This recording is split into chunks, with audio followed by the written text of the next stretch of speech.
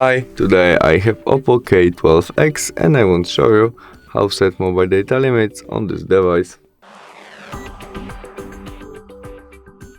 First step to do it is opening settings application.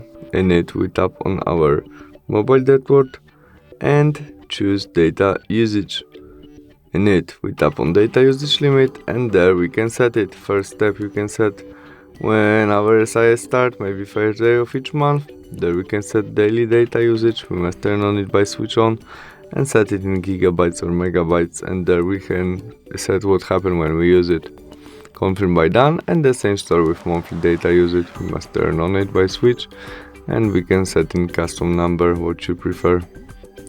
And the last function new is data warming. We can turn on it and set it when we get warming when we used in this part 8 gigabytes from our 10 total monthly data usage limit, and confirm it by done. And that's all. Thanks for watching. See you soon. Bye.